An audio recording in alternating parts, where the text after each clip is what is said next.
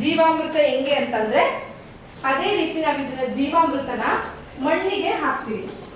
ಇವಾಗ ನಮ್ಗೆ ಮೊದಲನೇದಾಗಿ ನಮ್ಗೆ ಮುಖ್ಯವಾಗಿ ನಾವು ಯಾವುದೇ ಬೇಸಾಯ ಕ್ರಮ ಮಾಡ್ತೀವಿ ಅಂತಂದ್ರೆ ಫಸ್ಟ್ ಬೀಜ ರೆಡಿ ಮಾಡ್ಕೊಂತೀವಿ.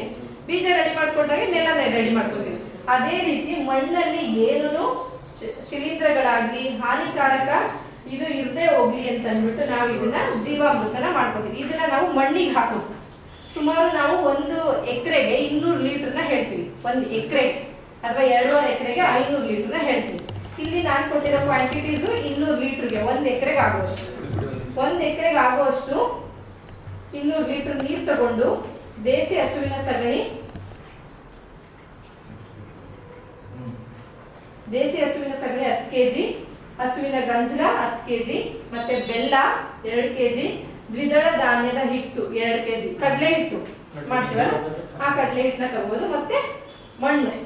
ಯಾಕಂದ್ರೆ ನಮಗೆ ಸೂಕ್ಷ್ಮಾಣುಜೀವಿಗಳ ಕಂಟೆಂಟ್ ಜಾಸ್ತಿ ಆಗಲಿ ಅಂತ. ಸೊ ನಾವ್ ಇದನ್ನ ಹೇಗೆ ತಯಾರು ಮಾಡ್ತೀವಿ ಅಂತಂದ್ರೆ ಯಾವ್ದಾದ್ರು ಒಂದು ದೊಡ್ಡ ಬ್ಯಾರಲ್ ತಗೋಬೇಕು. ಇವಾಗ ಡ್ರಮ್ ಇರುತ್ತಲ್ಲ, ನೀವು ಮನೇಲಿ ಹಸುಗೆ ನೀರು ಕುಡ್ಸಕ್ಕೆಲ್ಲ ಡ್ರಮ್ ಇಟ್ಕೊಂಡಿರ್ತೀರಲ್ಲ, ಅದೇ ರೀತಿ ಒಂದು ಡ್ರಮ್ ನೀರನ್ನ ತಗೊಂಡು 200 ಲೀಟರ್ ನೀರು ತೆಗೆದುಕೊಂಡು ಅದಕ್ಕೆ 10 ಕೆಜಿ ಸಗಣಿ, 2 ಕೆಜಿ ಬೆಲ್ಲ, 2 ಕೆಜಿ ದ್ವಿದಳ ಧಾನ್ಯಗಳ ಹಿಟ್ಟು ಹಾಕೊಂಡು ಮತ್ತೆ ಗಂಜಲ ಹಾಕೊಂಡು ಮಣ್ಣು ಸೇರಿಸಿ ಚೆನ್ನಾಗಿ ಮಿಕ್ಸ್ ಮಾಡಬೇಕು.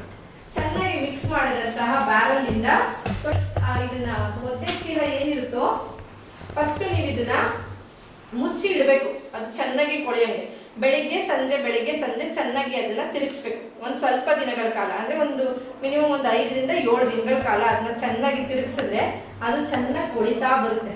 ಗಂಜಲದ ಜೊತೆ ಸಗಣಿನೂ ಸೇರ್ಕೊಂಡು ಮಣ್ಣು ಹಿಟ್ಟು ಎಲ್ಲನೂ ಹಾಕೋದ್ರಿಂದ ಚೆನ್ನಾಗಿ ಕೊಳಿತಾ ಬಂದಿದ್ದನ್ನ ನೀವು ನೆಕ್ಸ್ಟ್ ಅದನ್ನ ನೀವು ಯಾವಾಗ ಬೆಳೆ ತಗೋಬೇಕು ಅಂತ ಇರ್ತೀರಾ ಆವಾಗ ಈ 200 ಲೀಟರ್ ನೀರನ್ನ 1 ಎಕರೆಗೆ ಎಲ್ಲಿ ನೀವು ಬೀಜ ಸ್ಟಾರ್ಟ್ ಮಾಡ್ತೀರಲ್ವಾ ಅಲ್ಲಿ ಎಲ್ಲಿ ಭೂಮಿ ಸಿದ್ಧತೆ ಮಾಡಿರ್ತೀರ ಅಲ್ಲಿ ಹಾಕಿದ್ರೆ ಭೂಮಿಯಲ್ಲಿರುವಂತಹ ಎಲ್ಲ ಹಾನಿಕಾರಕ ಏನೇನು ಇರುತ್ತೋ ಅದನ್ನೆಲ್ಲ ಅದು ಸಾವಯವ ಕೃಷಿಯಲ್ಲಿ ನಮಗಿದು ಬಹಳ ಮುಖ್ಯ. ಜೀವಾಮೃತ ಮಾಡ್ಬಿಟ್ಟು ಮೇಡಮ್ರೆ ನಾವು ಹನಿ ಡ್ರಿಪ್ಪಲ್ಲಿ ಡ್ರಿಪ್ಪಲ್ಲೂ ಬಿಡ್ಬೋದು. ಅಲ್ಲ ನೀರು ಬಿಡ್ತದೆ ಇದು ಡ್ರಿಪ್ಪು ಅಕ್ಕೆ ಕಟ್ಟಿಟ್ಕೋಬೋದಾ? ಇಲ್ಲ, ಇದನ್ನೇನಾದ್ರೂ ನೀವು ಹಾಗೆ ಹಾಕ್ತೀರಾ ಅಂತಂದ್ರೆ ಒಂದ್ ತೆಳು ಬಟ್ಟೆ ಇರುತ್ತಲ್ಲ ಅದ್ರಲ್ಲಿ ಕಟ್ಟಿ ಸೋಸ್ಕೋಬೇಕು. ರಾಸಾಯನಿಕ ಗೊಬ್ಬರಗಳನ್ನು ಕೂಡ ಅದಕ್ಕೇನೆ ನಾವು ಯಾವ್ದು ಚಗುವಂತವಿರುತ್ತೋ ಅದನ್ನ ಮಾತ್ರ ನಾವು ಡ್ರಿಪ್ ಯೂಸ್ ಮಾಡಿ ಅಂತ ಹೇಳೋದು. ಎಲ್ಲಾ ಗೊಬ್ಬರನು ನಾವು ಡ್ರಿಪ್ ಬಳಸಕ್ಕಾಗಲ್ಲ. ನೀವು ಸಾವಯವ ಕೃಷಿನೇ ಮಾಡ್ತಿದ್ದೀರಾ, ಗೊಬ್ಬರನ ಕೊಡ್ಬಾರ್ದು. ರಾಸಾಯನಿಕ ಗೊಬ್ಬರ ಕೊಟ್ರೆ ಏನಾಗುತ್ತೆ, ಇದ್ರಲ್ಲಿ ನೀವು ಹೆಂಗೆ ಉತ್ಕೃಷ್ಟವಾಗಿ ಇದನ್ನ ಸೂಕ್ಷ್ಮಾಣುಜೀವಿಗಳನ್ನ ಜಾಸ್ತಿ ಮಾಡಿರ್ತೀರೋ ಆ ರಾಸಾಯನಿಕ ಹಾಕಿದಾಗ ಅದು ನಾಶ ಆಗುತ್ತೆ. ಒಂದ್ 15 ದಿನ. ಇವಾಗ ನಾವ್ ಯಾಕೆ ಕೊಟ್ಟಿಗೆ ಗೊಬ್ಬರನ 15 ದಿನಕ್ಕಿಂತ ಮುಂಚೆ ಹಾಕ್ತಿವಿ ಅಂತಂದ್ರೆ, ಯಾಕಂದ್ರೆ ನೀವು ಯಾವಾಗ ಬಿತ್ತನೆ ಮಾಡ್ತಿರೋ ಆ ಬಿತ್ತನೆ ಸಮಯದಲ್ಲಿ ನೀವು ರಾಸಾಯನಿಕ ಗೊಬ್ಬರಗಳನ್ನ ಹಾಕ್ತೀರಾ. ಅದಕ್ಕೋಸ್ಕರ ಕೊಟ್ಟಿಗೆ ಗೊಬ್ಬರಗಳನ್ನ ನಾವು 15 ದಿನ ಮುಂಚೆ ಕೊಡಿ ಅಂತ